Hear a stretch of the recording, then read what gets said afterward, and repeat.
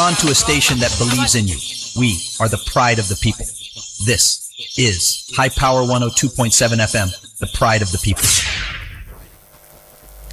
The time is 12 o'clock.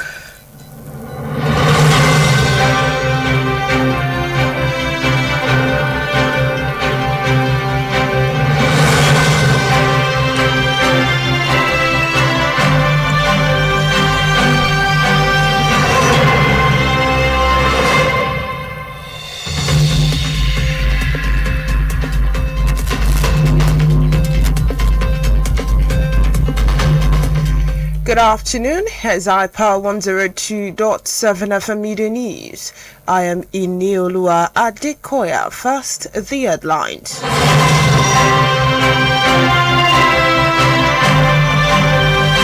Tinubu orders ICPC to conduct investigation into fake agency.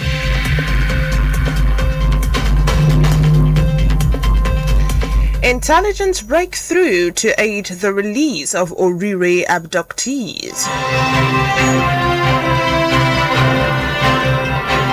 On the foreign scene, Ramaphosa's visit to Ghana postponed due to possible xenophobic protest. And in sports, Team Nigeria set for Commonwealth. Tuned.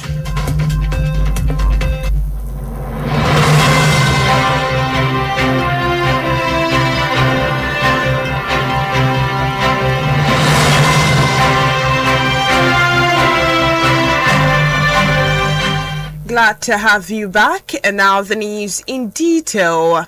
President Bola Tinubu has directed the Independent Corrupt Practices and Other Related Offences Commission (ICPC) to conduct a thorough investigation into the activities of the fictitious Presidential Foreign Intervention Promotion Council and all related matters, demanding a comprehensive report within 30 days.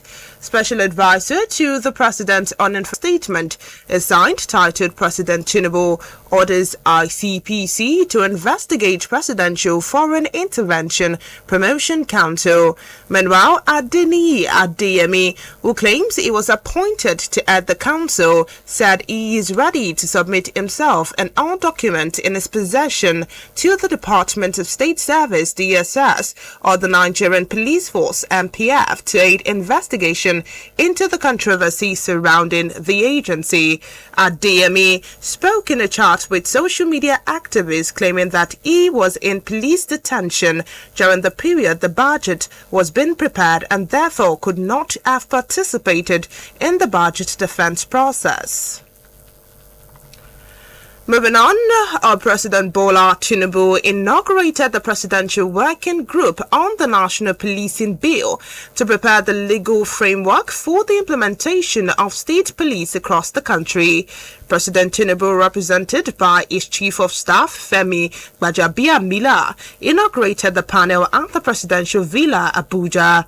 According to a statement by Presidential Spokesman Bayo Ononuga, the inauguration followed the National Assembly passage of the Constitution Alteration State Police Bill 2026, in which the President proposes a dual policing structure comprising the Federal Police Force and 36 state police services.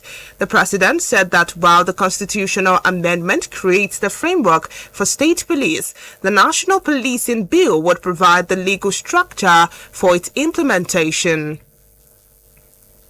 Moving away from that, following a major intelligence breakthrough that has enabled security agencies to identify members of the kidnapping gang and trace some of their associates across the country, strong indications have emerged that pressure is mounting on the abductors of school children and teachers from Orire local government area of Oyo State.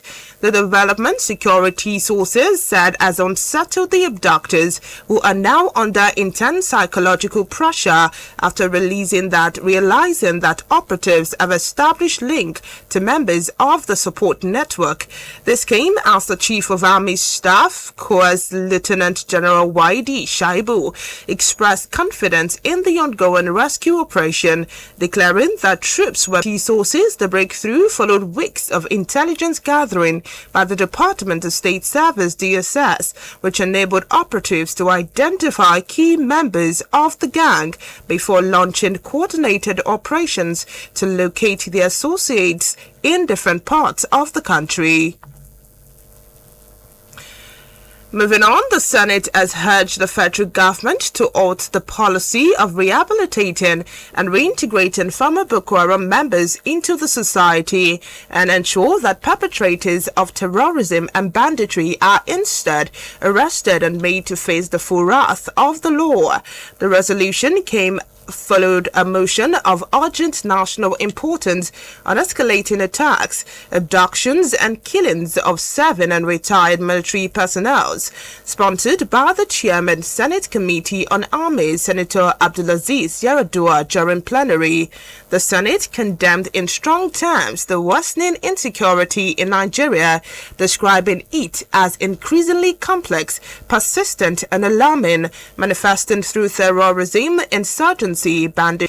This happened as the Nigerian army announced the surrender of 2 senior terrorist commanders to troops of Operation Adinkai in Borno State, saying the detained suspect had provided valuable intelligence expected to aid ongoing operations against insurgents in the northeast. War. Still to come on the foreign scene, Ramaphosa visit to Ghana postponed due to possible xenophobic protest, and in sport, Team Nigeria set for Commonwealth Games in Scotland. News, in-depth analysis, or community updates. High Power 102.7 FM remains your most trusted source. Because when it comes to news, the truth matters. High Power FM 102.7.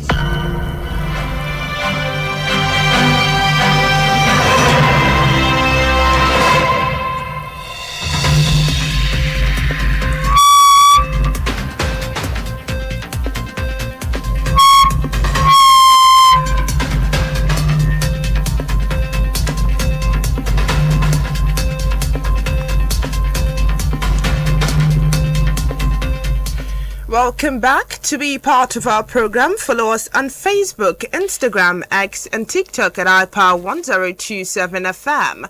We are also on Radio Garden.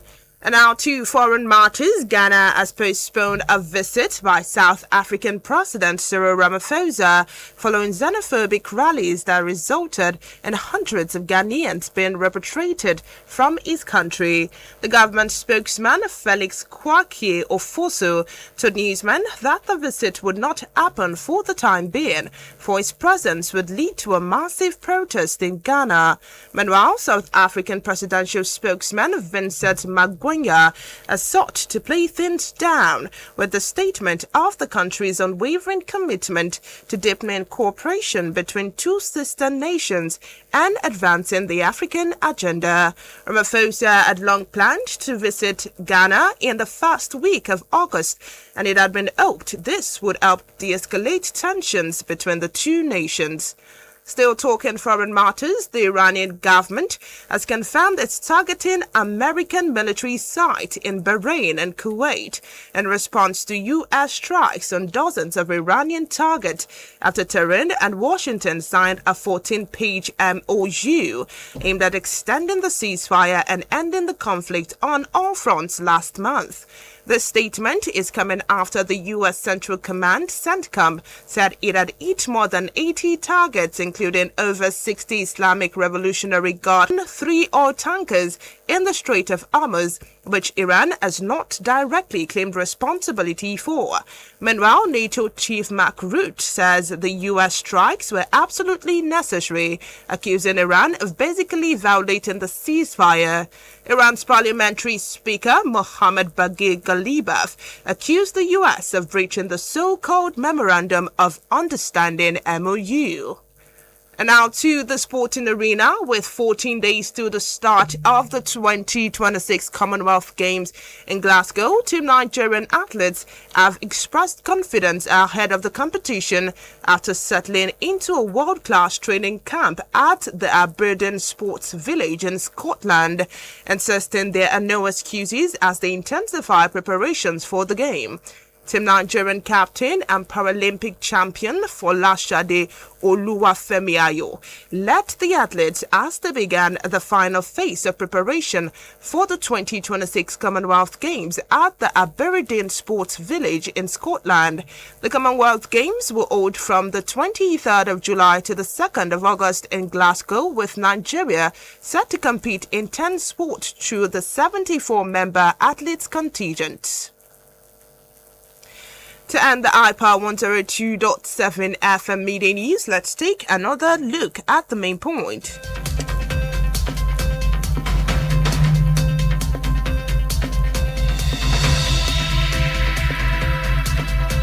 We told you in the course of the bulletin that President Bola Tinubu has directed the Independent Corrupt Practices and Other Related Offences Commission (ICPC) to conduct a thorough investigation into the activities of the Presidential Fictures Agency.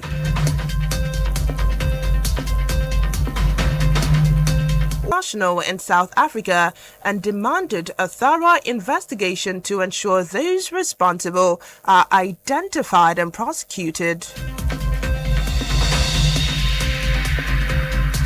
On the foreign scene, we informed you that Ghana